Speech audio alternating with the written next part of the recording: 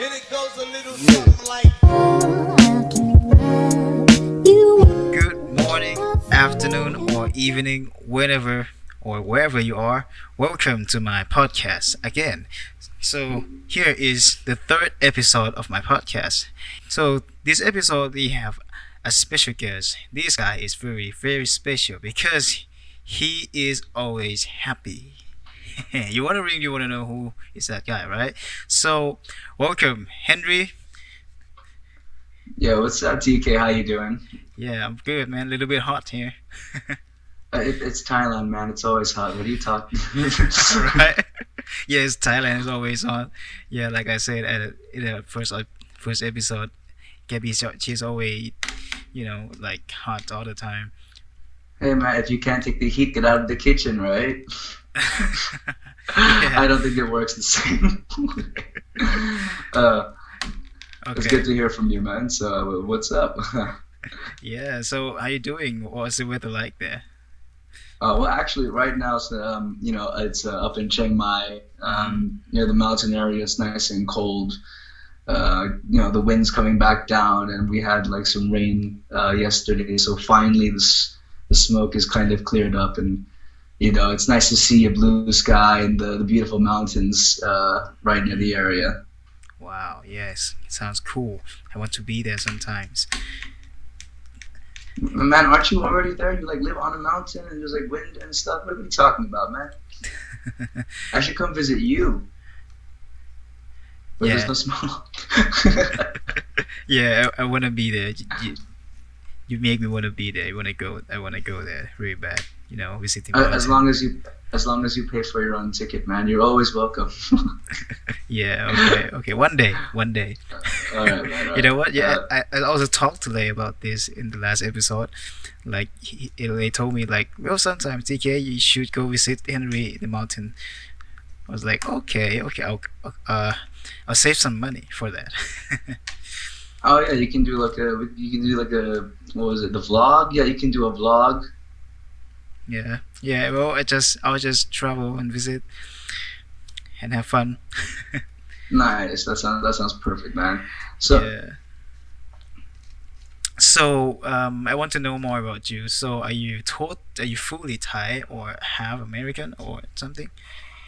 I am half Thai, half American. Oh, I can speak Thai, but I'm just so tired right now. For me to speak Thai and English is kind of like playing tennis with myself sometimes after I work all day. So, but I was born in Hawaii, in Hawaii. Honolulu. Yeah, Honolulu, and like it's very similar to Thailand. Honestly, everyone's kind of chill.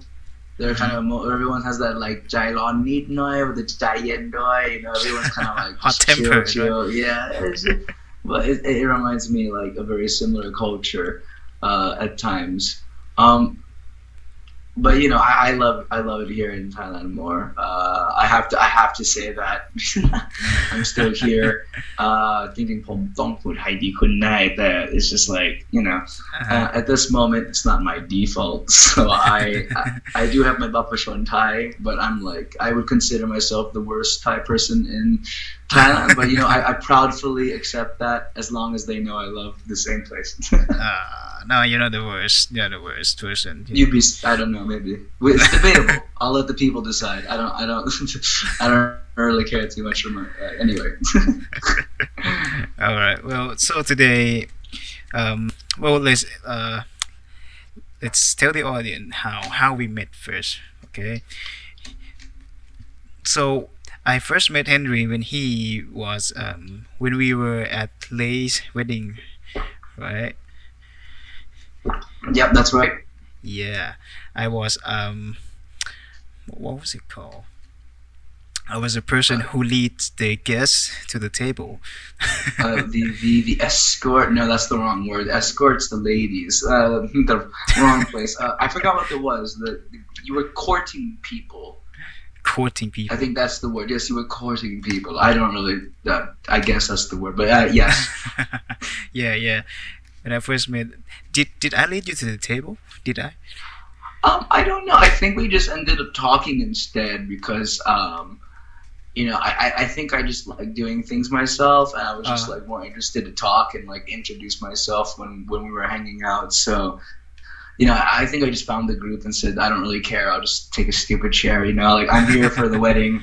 I have my mission is to see Leilani, get uh, married, and mm, so it's like as long as I get to see this thing, I'm happy. And a lot of wonderful things. I got to see other family as well. I got to meet you. I got to meet a lot of people and stuff. And mm. it was probably one of the only nights I got drunk in a long time. I don't usually drink. All right, all right. Yeah. When I met you, I was a bit I acted a bit weird though. Can you remember? Because I was drunk. I didn't see it that weird at all, man. It was just kind of, like that's what happens when you're drunk. Like, what do? You're supposed to like pretend that you're someone else when you're drunk. You're drunk. Like, sometimes you make mistakes when you're drunk. I didn't really get angry, and there's nothing wrong. So, no problem here. Yeah, yeah. Okay, so that's good. All right. So our topic today is gonna be about life and business. Okay, and yeah, we're gonna talk about how do we adapt our life into a business, and how do we turn our life to life, turn ourselves into life, like happy life. Yeah, yeah, Yeah. and embracing yourself and using and allowing yourself to reach the maximum potential, and Yes. really shine out there in the place you want to do. But there are a lot of steps to that because I think a lot of people get confused with their goals Mhm. and their ideas. So um, you know, I was I was pretty much born into the shadow of a businessman. My father always worked. He just Mm. enjoyed work so much. It wasn't like he was a slave to it. It was just his fun. It was like a drug for him. He just wanted to work and make money. It was built into his system, but not but he never used his money for anything bad. Mhm. He just wanted to see things grow like a farmer. My Wow. my family from the east side comes from Ubon Ratchathani, as Mhm. you know, with Leah and everybody. Yeah, yeah, yeah. But a lot of mystery for me actually comes from my western side because I don't almost know anybody. Mm. My Western grandfather was, I think, Lithuanian Swedish, and Mhm. my grandma was Swedish. And so they, I believe, had my father in New York, in Monticello, New York. And so they started off small, They didn't start off with, lots of money or anything. They had a small farm and a nice small hut almost. So my father was pretty much even a farmer back even in New York in back when he was a child. And that kind of translated to his whole life of watching things grow and making something happen with his life. Like he never stopped. And his father, my father's father, was also Henry Wilson Foxman, Mm. which in another complicated story we could one day talk about. My Thai name is also Henry Wilikona Foxman in Thai. In Thai, I'm pretty much my own father. I think I think legally I'm my own father. I like to think that as a joke because I'm the only Foxman, the Thai Foxman, and then there's my brother. So that's a complicated story, but Yeah. uh, but basically, my father always kind of taught me the same way. Like I was, we were never kind of like given free things. We had things that we needed, like some basic entertainment, I guess, Mhm. and some, you know, food, obviously. And later when I was born, my father became the businessman he was. But his journey was, he started off as a poor, village boy, and Mm. he became a teacher, and that didn't work out. And he could have cried or he could have gave up, but he became a jeweler, and he Mhm. made jewelry. And then from jewelry, he went through another thing and became a freeze dryer. And Mm. now he's living in Thailand, doing a lot of support for the Thai, trying doing things to support Thai economy with the herbs and trying to give more agricultural purpose, because Yeah, that's yeah, where he was from. For him, he's a farmer by heart. yeah. He's a hardworking farmer guy. He doesn't buy any fancy things. So I take a lot after him when I try to think about, how to apply myself, like a very good role model. Because one thing that he was always telling me in my life was like, do you want to do this? Mm. You don't want to? Then quit. I mean, my father is weird. He's not like most parents. Most parents, they want to tell you, and I'm not saying that, that my dad was the only one, but my father specifically said, if you're doing something you hate, Hmm. why are you doing it? What life are you living? And if you're Wow. happy, are you, working hard? So, I told my father a couple times when I was younger, I wanted to quit the family business that he worked on, and he said, okay, but he wasn't mad at me. He was not sad. He was not upset. He said, okay, but the reason behind that was that he wanted me to choose my own path. He wanted me to choose what I wanted to do and what I needed at that time. And same thing with my sister. My sister is an underground DJ. She flies all around the world during different music tours, and she's Mm. worked a long time in her life to do that. She is an underground DJ. Yeah, yeah. I don't know if she wants me to give a shout out, but maybe one day. One day. Maybe I'll send her this, and she'll like, hey, why didn't you like do a shout out? And I said, I don't think that's you. She's anyway, but she went to art university, and Okay, I see. she ended up quitting, right? Quitting the And school. later in life, yeah, she quit art school, and later on she applied for a job at I think it's DKNY or DNKY Fashion, one of the Mhm. big fashion industries in New York, I believe. I don't know what it represents. I'm not a fashion guy, Okay. but it was a very big chain, and she became a lead designer. So even though she failed art school, she got one of the top jobs in the fashion industry Wow. doing designing. Wow, wow, wow. But then she calls our dad, and she goes, hey, would you be mad if I quit? And he goes, no, what's wrong? And she says, oh, the people here, they want to stab each other in the back. They hate each other. They're trying to take from each other. It's like a war. And I can't, and that's what, my father told me. And so our father said to her, then quit. Why are you living this life? Sure, you're making all this money, but why? You're not even happy. And then when I think about that,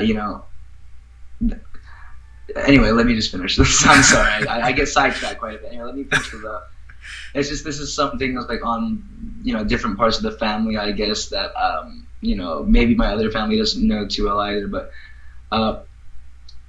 so now my sister is a DJ. She went to become a DJ after becoming an artist, after quitting this. And it makes me think, when I watch other people and I watch these things, like the way I was kind of raised, is that like life, there's no rules, there's no you're not given the plan in front of you, so you gotta work with what you have. And if what you have makes you miserable, then what are you doing? Like, what are you doing? Like, you gotta look at yourself and go, hey man, this is weird. Mm. Or hey girl, or hey you, obviously, like what. And so I try to apply the same thing in my life, but it took me a while as well. But Okay. the thing is, I think this is something you really can't teach people. This is something they have to learn, and you can only tell people what to expect. But then in the end, it's everyone's journey. So I guess that's what I focus my life around. And being around my father all the time, just being around that business life, and just seeing constant things happen, I just picked up some of this knowledge, you know, that made me kind of weirdly good at my job. I don't claim to be an expert, I don't claim to be a professional, but the only thing I claim to be really good at is being myself. And sometimes people like that, people do these weird meetings with me, or I'll meet people who I'd be like, man, this guy, why is he talking to me? Is this guy crazy? But um, I think some of these people of high success, sometimes the reason they do this is because they say like, well, what do you have to say? At these, some people, a lot of this with happiness, it also comes with understanding, and they become successful because they know what they're good at. Right. And whether they're happy or not is going to be whether they follow their goals. That's the very complicated way, I guess, for me to explain what I think or do, I guess. But yeah, I'm sorry. Yeah, no, my origin stories are strange. It's okay. But I think it's important to know where my family comes from to understand myself as well. Yeah. Well, what you've said is about like when we like as a humankind, right? We have to look to ourselves. We have to like maybe watch ourselves through a mirror and then ask ourselves again that is this thing that you're doing is what you like? Is it what you really like to do? Am I right? You have to ask yourself, right? Sure. Yeah, and and arrange it and think about it again. Like if you really like it, okay, you can continue do it. But if you do not like it anymore, or if there's something, it's a problem with you. If there's something that being a problem to you, you might have to quit doing something. Well, I mean, that's a thing that people need to realize. Not everything is a dream.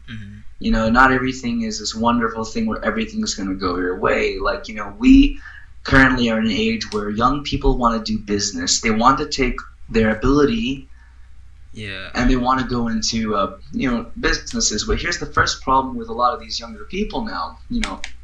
A lot of these younger people, they're unhappy with what they're doing. They're not happy with themselves though. Like, it starts with them.